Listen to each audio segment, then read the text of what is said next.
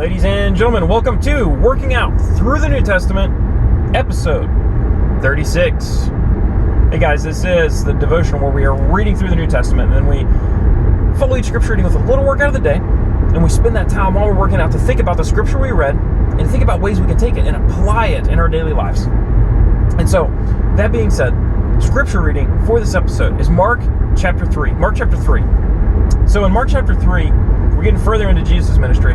We're starting to see more overlap with the Gospel account of Matthew. We're seeing a lot of the same things being recorded. But what really stood out to me in this chapter is Jesus' official appointing of the apostles.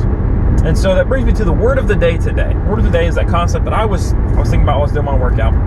So the word of the day for this chapter is going to be this: responsible delegation. Responsible delegation. And so what I mean by this is I think it's very powerful in telling that Jesus is intentional in appointing his apostles. You see, he's already called out these disciples. You know, he's already called them out. We already see that these guys are going to be special.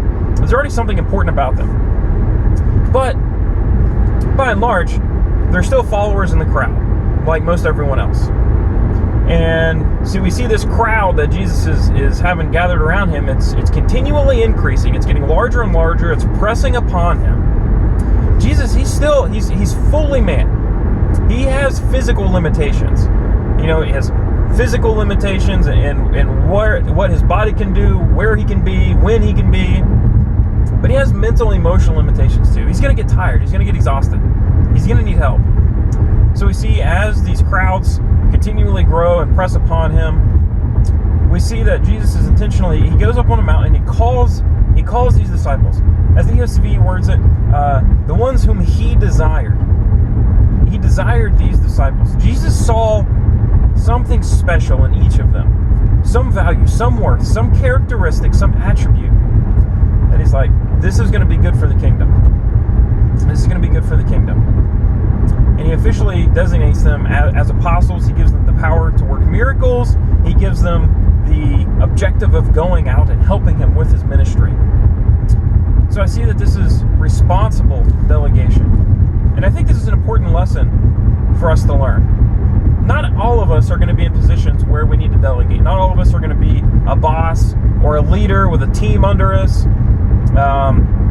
But many of us may find ourselves in places where we are a member of a team. And there's a role for even inter-team delegation as well, and being able to work well with one another. So responsible delegation, I see Jesus' appointing of these apostles as a principled example for us to follow in two ways. Being able to responsibly delegate in two ways. So the first way we need to responsibly delegate is to identify people whom we trust, who we value, who we have seen their strengths and their weaknesses, and we work well with them. We balance out, we see how they fit in the picture of the mission, and we see, okay, they're strong here but they're weak here. I think they would be great to help me with this objective. I think they'd be a great asset to our team if they worked in this way. To be able to see and understand one another's strengths and weaknesses, and how we can balance one another out, how we can support one another, how we can build one another up, how we can delegate tasks out so that we can achieve maximum effectiveness, maximum growth, whether it's chores around the house, whether it's ministry for the church, whether it's you're part of a big business, farming or computer business or whatever the case would be, and you're a member of the team. Do you take time to responsibly delegate objectives by knowing the members on your team, getting to know one another, and then figuring out how to best split up the work to accomplish tasks? That's the first side of responsible delegation. The second side of responsible delegation is this. Responsible delegation is not an excuse to get out of work. We see Jesus, he didn't appoint these apostles so that he could just go take a nap, so that he could just go sleep off the rest of his life, that he could be lazy, that he could just be like, well, I got my apostles to work under me. I don't have to do anything anymore. I'm just going to go back to being a carpenter. I might build a couple things,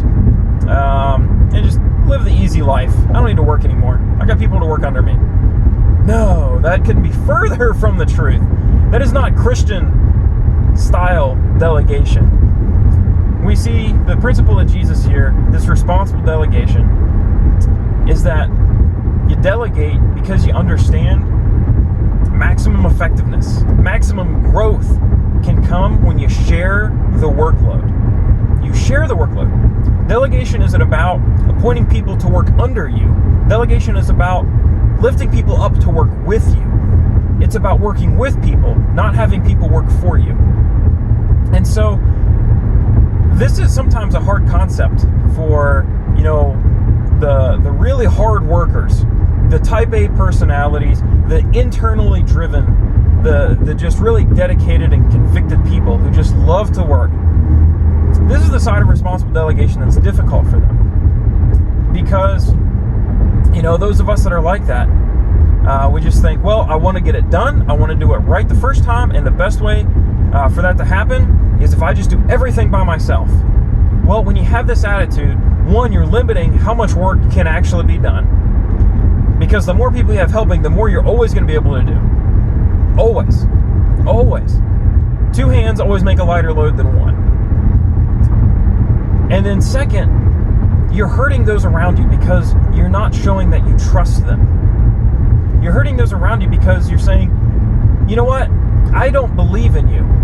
I don't believe that you can work as hard as I can. I don't believe that you can learn from me and that you can learn how to do the job right.